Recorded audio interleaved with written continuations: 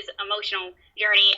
People are comparing this to 2001: A Space Odyssey, and really? I don't know. I was really excited to see it, but now, Wow, 2001: Space Odyssey. That's a big comparison right there. it is. I think it's mainly because it's in space. Because from what I've heard from people, there's not a lot, in terms of in common with the storyline. But Right. I think the reason people were so excited, and I was excited, was because Kip Thorne, who is an expert on wormhole I don't want to call it, wormhole theory, if you will. He's the one who had written the screenplay for this. So it's kind of a collaboration between him and Nolan. So the feeling was you're going to get this. This is close, what we know could possibly happen. And now, I don't know. It sounds, now that I've heard a little bit about it, it sounds very hard for me to kind of take that leap of faith that it sounds feasible. Okay. So, are you excited about seeing this movie at all?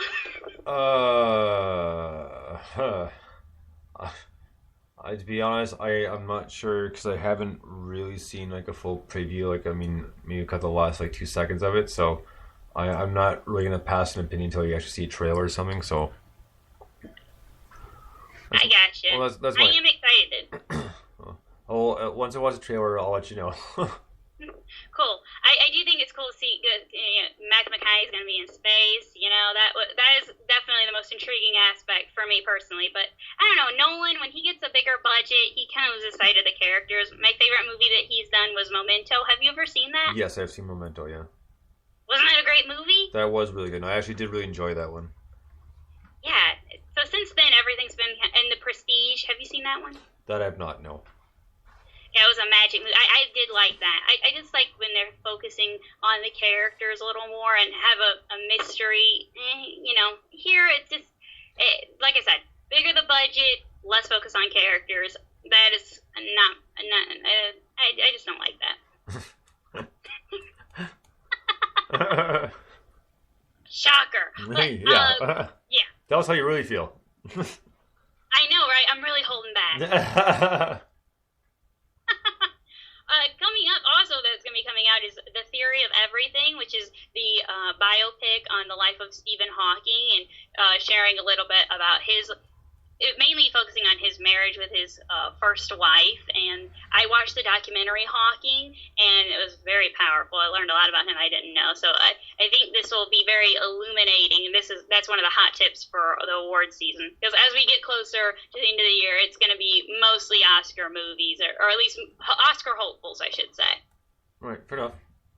Yeah, there's a couple, Dumb and Dumber is coming out, like the new one. But you know what? I want to see that, but I'm going to wait till it comes on TV. I haven't seen the trailer for that one. Well, I think the trailer is pretty much summing up the whole movie because it looks like it'll be funny, but I just don't think it's worth paying to see in the theater. I gotcha. I just, by the way, speaking of Dumb and Dumber, made me think that reminded me when I saw the trailer for that movie Sex Tape with Jason Segel and Cameron Diaz. Yeah. I thought, oh my god, it's going to be so funny.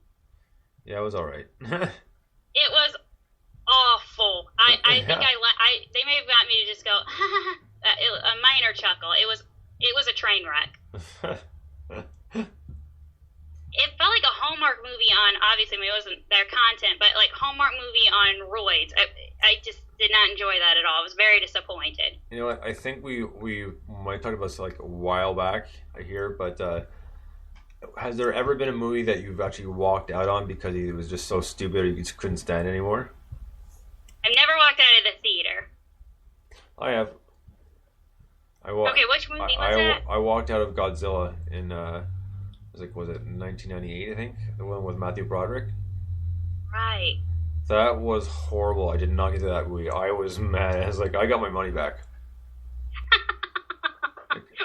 What was the moment where you're just like, I'm done. I'm checking out.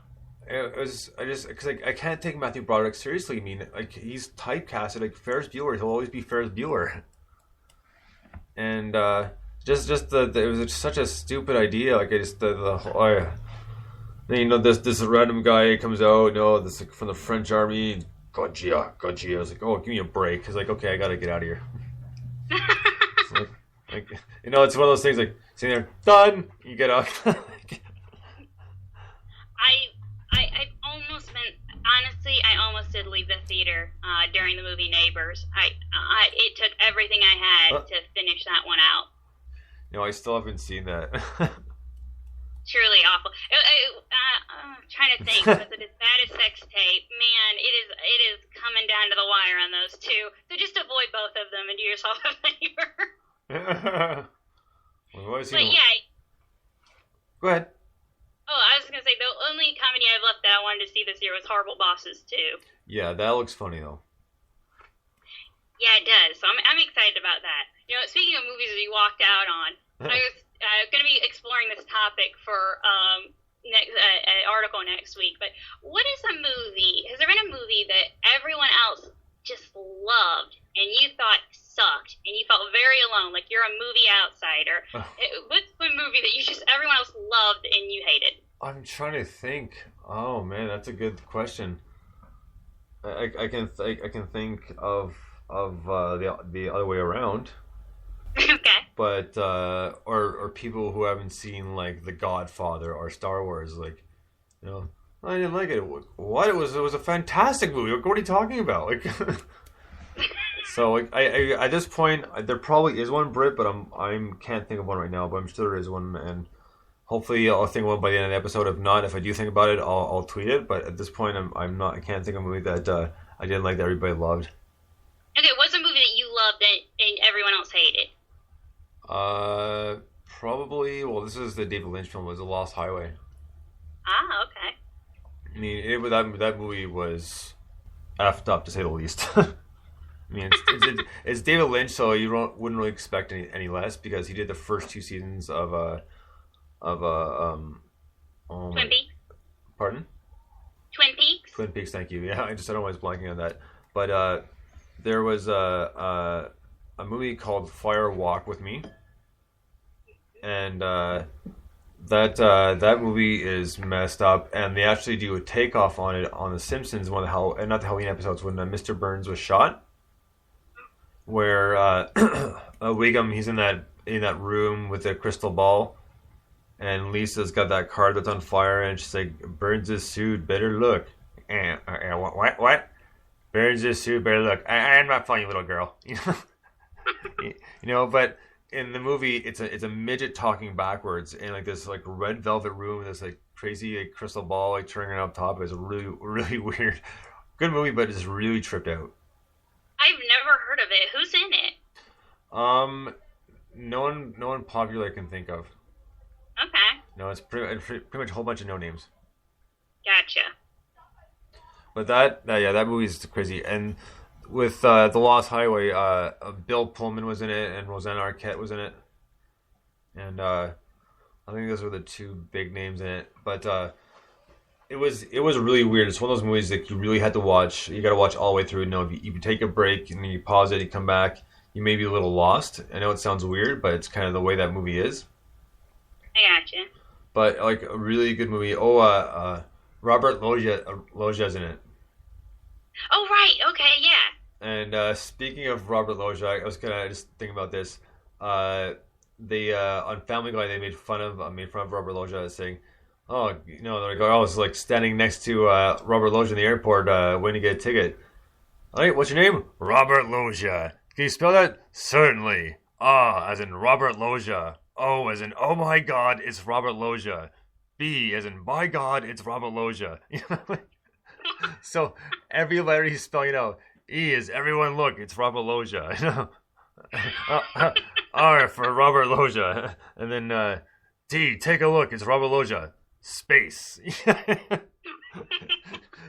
And I was just dying. Like, it was so funny because he is that type of character. And I don't know why I was thinking about it the other day, but I think because Kathy Ireland came up, but she was in a movie called Necessary Roughness. Okay. And actually, Robert Loggia actually wasn't that. He was one of the coaches, one of the football coaches. Ah. So it was pretty funny. It's one of those kind of in the end feel good movie because I'm trying to think of his name right now. He was on Quantum Leap. What's his name? Do you know what I'm talking about? Thank you, Scott Bakula. Yeah, Scott Bakula was in this movie. He was pretty much like I guess like he left college because his parents were sick or something like that. Of course, he could have made the big times because he was such a good quarterback, and then somehow they get him back in. And he goes back to school and turns his team around. That was kind of like just sucking for years, and all of a sudden they're doing well and that sort of thing. But yeah, it was like I said, it's kind of feel good, kind of funny movie. So very cheesy like in the storyline, but it wasn't too bad. And I almost forgot Sinbad's in it too. Oh, nice. Yeah, so it wasn't too bad movie, but that's the one movie besides Lost Highway that I can think of that Robert Loggia was in. Yeah, Robert Loggia. I wonder if he's got any upcoming projects. I have no idea. I just I should Google and find out. I just thought of him because he was in The Lost Highway, but like I said, right. It's one of those ways it jumps around a lot. Kind of like Pulp Fiction, except it's not really going to the past. Right. So, and it's really weird. It's really hard to describe. So I'm not sure. Actually, no. Maybe there will be still like a trailer online because obviously a lot of that stuff's up on YouTube. So possibly check that out. But other than that, yeah, I can't think of anything else besides that and Necessary Roughness. Yeah, I do think Lynch, he is so bizarre. Blue Velvet, Mulholland Drive, which I love that movie. His daughter did a movie that was kind of weird, Boxing Helena. Have you ever seen that? I have not, no. You have to be in a certain place. It is crazy. But Bill Paxton is in it in one of his early roles. Oh, yeah. And he comes into this room. He's looking for Helena, his girlfriend, played by Sherilyn Fenn. He's like, "Where is she? Oh my God!" The overacting. I've got to try to see, but they have a clip up on YouTube. It was just crazy. It was one of Bill Paxton's early movie moments, and definitely one of his most memorable. I'll have to check that out. It's always funny to see where some of these stars have started, right? Someone might be like a cheesy TV commercial, or they're like a friend in a sitcom, sort of setting. And some of them are interesting. And speaking of that sort of thing, a lot of times, in the past, I guess week and a half, 2 weeks, I've seen a bunch of things online of 15 things or 10 things you didn't know about certain shows. And there's a few ones about Seinfeld I didn't know. And it was actually kind of interesting. First off, they didn't bring Elaine in until after the pilot show. And do you want to take a guess at who the other two people were besides Julia Louis-Dreyfus? That's a lot of L's, pardon me. But who applied for the role? You have any guesses? Oh man, I'm stumped. Tina Fey. No, because this was about 85. Remember that, right? So. Okay, right. So she was probably too young then. Oh man, Frances Fisher. No. One more guess, and I'll tell you. Okay. Oh man, I gotta make this a good one, everyone. Oh man, I'm completely blanking. I have no idea. Okay, the first one had a talk show for a while, and then was on a talk show. And on her talk show, she fired those cush things into the crowd. Ricky Lake? No, she did a bunch of movies too. She went from doing her own show to a few years later into like a group of four show. Rosie O'Donnell? There you go. All right. And the other one, she was in Everybody Loves Raymond, and she's in the middle right now. Patricia Heaton? There you go. Wow, how about that? Yeah. So, pretty interesting when I saw that. Because Patricia Heaton, I can see as Elaine, but Rosie O'Donnell, I can't really at all. Yeah, that would have been a very interesting show. I would like to see shows like that, and seeing Rosie O'Donnell or Patricia Heaton playing the role just to see how it would have been, because you kind of always wonder. Oh, absolutely.